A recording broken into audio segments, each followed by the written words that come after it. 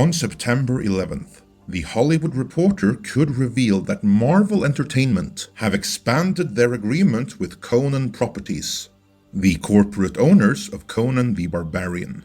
This expansion will see more of Conan creator Robert E. Howard's characters, such as Solomon Kane and Dark Agnes, appear in the pages of Marvel Comics, where we've since learned that they will all be crossing over with Moon Knight in a miniseries called The Serpent War. That's cool and all, but some have pointed out that a publication like The Hollywood Reporter doesn't usually give much press to comic books and comic book crossovers. Not unless a movie or TV adaptation is involved.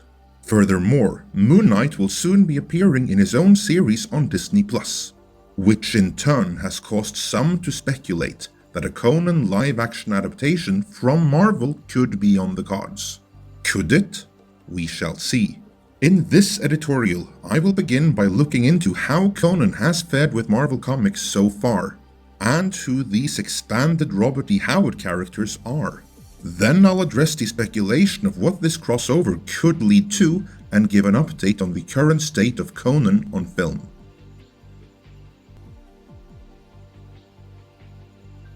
Most people know Conan from the John Milius movie starring Arnold Schwarzenegger, and may wonder, what on earth does Conan have to do with Marvel in the first place, seeing as he isn't a Marvel character? That is true, of course. Marvel only ever licensed the comic book rights for Conan. However, that arrangement was so successful that without it, no Conan movie would ever have been made. I'm serious. Without Marvel and Roy Thomas, the then head of all things Conan at Marvel, no Conan movie would ever have been made. Check out our Conan the Barbarian retrospective for more details on that. So when Marvel regained the Conan comic book license on January 1st of 2019, after losing it 2 decades prior, that was a homecoming of some significance. Conan's modern-day Marvel debut was met with strong sales, or so we can hope at least, because 100,000 copies of the relaunched Conan the Barbarian was shipped to retailers. A figure which I guess includes variant covers. Now, 3/4 of a year later, 30-something thousand copies of each monthly issue is shipped to retailers. If even a single issue had seen sales that low during Marvel's Conan heyday back in the 70s, somebody would probably have been taken out back and shot for it. But given the overall sorry state of the comic book market today, those figures aren't too bad all things considered, and certainly good enough that Marvel are interested in expanding the current deal. For more details on the general state of the comic book industry today, check out Comic Artist Pro Secrets and Comics Matter with your boy Zach. The declining state of the comic book industry aside, these new Conan stories by Marvel have received something of a mixed response from fans. I will weigh in and give my review on that too, once the current storyline has concluded. But again, the reception has been good enough that Marvel have expanded their Robert E. Howard line with Solomon Kane and Dark Agnes. If you are not already familiar with the work of Robert E. Howard, chances are you might not know who any of them are, so let's do a brief introduction. Have you seen Van Helsing starring Hugh Jackman? Or played the Sega Mega Drive / Sega Genesis game Chakan the Forever Man, or read the comics which inspired that? While only one of the two is any good, both are rip-offs of Robert E. Howard's Solomon Kane, the original Puritan adventurer. His adventures, which more often than not had a supernatural component, took place in the late 16th and early 17th century, and they are quite good. Both Marvel and Dark Horse have published Solomon Kane comics before, and fans of Hellboy might be interested to know that the title, The Right Hand of Doom, is actually repurposed from a Solomon Kane story. A Solomon Kane movie was actually released in 2009, but due to a horrendous distribution situation, chances are you've never seen it or even heard about it. If so, you've missed out, because it is indeed excellent. That movie was intended to launch a trilogy of its own. That it failed to do so is, in my opinion, every bit as big a tragedy to cinema as Karl Urban's Dredd failing to launch sequels. because they are, in my view, equally good. If you haven't seen Solomon Kane yet, do so now. Dark Agnes de Chastillon is in many ways a precursor to Red Sonja. Agnes was beaten by her father and forced into an arranged marriage. She avoided this, however, by killing the groom and fleeing. After narrowly avoiding being sold to a brothel, a mercenary captain trains her to become a swordswoman, setting the stage for her further adventures. She appeared in 3 Howard stories, all set in 16th century France, so she would be contemporary with Solomon Kane. My guess is that Marvel probably wanted Red Sonja for this Serpent War crossover, but since the comic book rights to Red Sonja are locked up with Dynamite, they probably went with the proto-version of Red Sonja that they could get the rights to instead.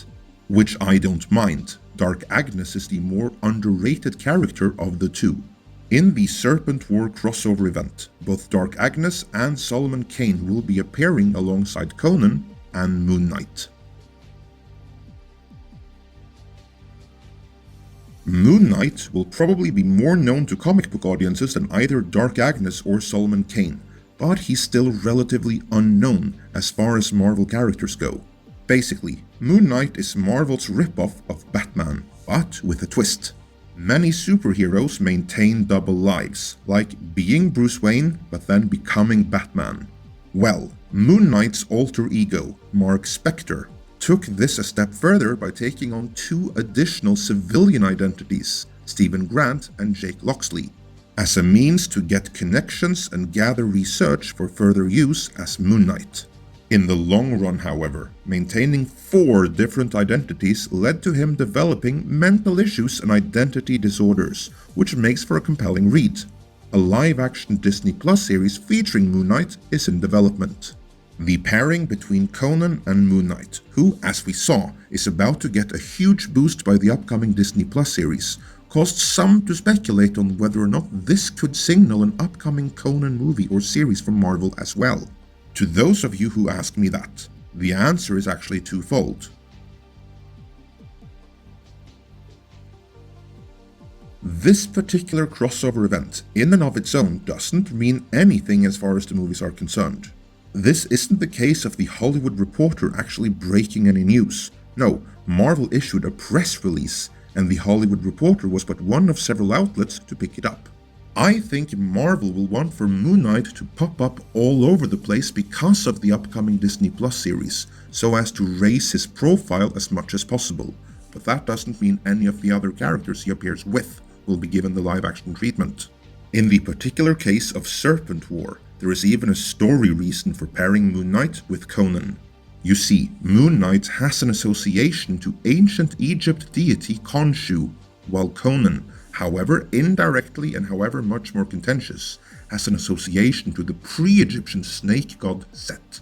And therein lies the foundation for the Serpent War, which naturally will have to traverse time and space in order to bring Conan, Solomon Kane, Dark Agnes, and Moon Knight together at the same time. The story is written by Jim Sub, or Sub, or however it's pronounced, sorry for butchering it, who has previously written a storyline in the Savage Sword of Conan, as well as the Avengers No Road Home miniseries, which also featured Conan. However, I haven't gotten around to reading either, so I can't comment on them just yet. Although from what I gather, they have received something of a mixed reception among Conan fans. My opinion may change after reading them, but as a general thing, I will say I don't mind these crossovers, and I certainly don't mind bringing the likes of Solomon Kane and Dark Agnes into the mix. Not only does doing so open the door for Marvel reprinting the older Solomon Kane stories, which are long since out of print, but this is a way of keeping Conan and Robert E. Howard's other characters in the public consciousness. Marvel has done that before. After the publisher Lancer went out of business in the 70s, and before Ace took over their operation years later, the Conan comics by Marvel were the only source of new Conan stories. These were what kept Conan relevant while other sword and sorcery characters fell out of the spotlight and ended up forgotten, and what caused his profile to grow to the point where Hollywood took an interest.